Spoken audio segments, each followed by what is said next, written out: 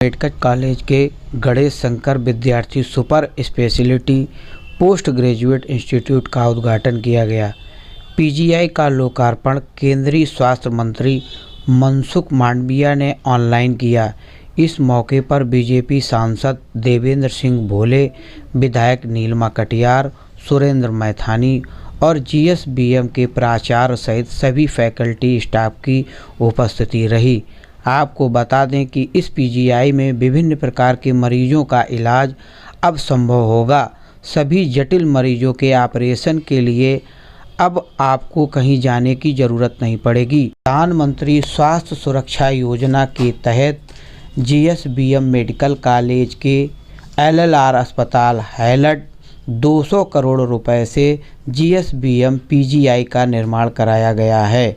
प्रधानाचार्य डॉक्टर संजय काला ने बताया कि यहां पर 30 बेड के आईसीयू और 240 जनरल बेड की सुविधा 24 घंटे उपलब्ध है।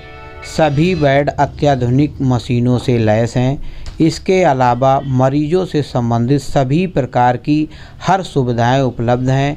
इसमें न्यूरो सर्जरी, यूरोलॉजी, गैस्ट्रोमेडिसिन, पेट रोग विभाग, नेफ्रोलॉजी, गुर्दा रोग विभाग, पेन मेडिसिन विभाग, फिजिकल मेडिसिन एवं आर्थोपेडिक की आर्थोप्लास्टी विभाग समेत 8 विभाग बनाए गए हैं। जीएसबीएम पीजीआई में सभी अत्याधुनिक जांचों के लिए मशीनें भी लगाई गई हैं।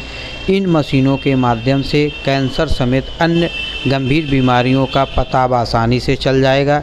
इसके अलावा यहां पर रीढ़ की हड्डी, मस्तिष्क और तंत्रिका तंत्र से लेकर आंत, पेट व हड्डियों से जुड़ी पैथोलॉजी व जांचों की सुविधा अब आसानी से मिल सकेगी।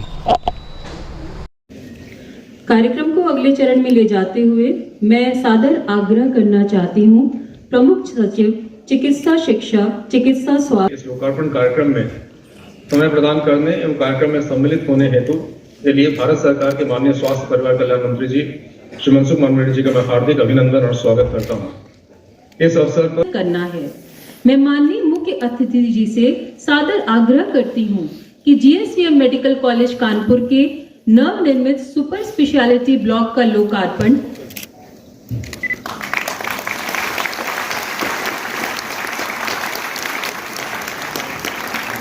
स्पेशलिटी ब्लॉक पर आधारित वीडियो कृपया प्रस्तुत करें।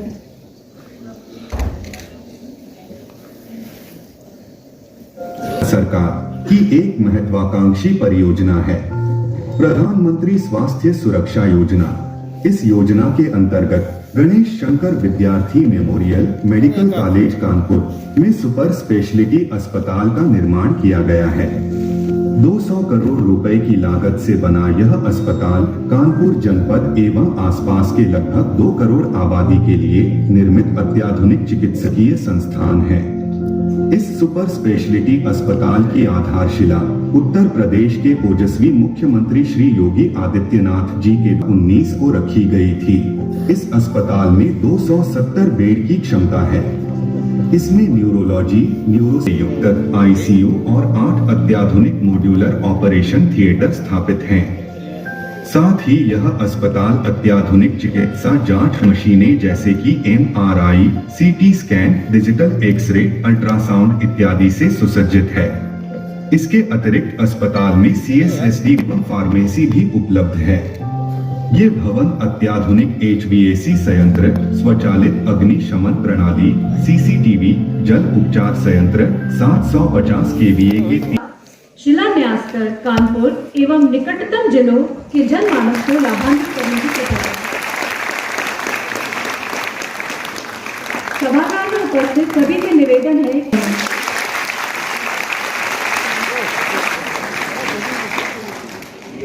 सभी के लिए स्वास्थ्य देखभाल सुनिश्चित करने के परिणाम के साथ आगे बढ़ रहा है।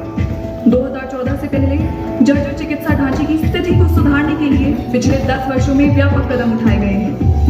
माननीय प्रधानमंत्री श्री वाले लोगों के रूप में माननीय की उनकी दृष्टि के अनुरूप वाक और श्रवण विकलांगता वाले लोगों और रिहैबिलिटेशन इस केंद्र से हर साल 15,000 लाभार्थियों को सेवा प्रदान करने की उम्मीद है। इस संस्थान ऑडियोलॉजी और स्पीच लैंग्वेज पैथोलॉजी में 4 साल का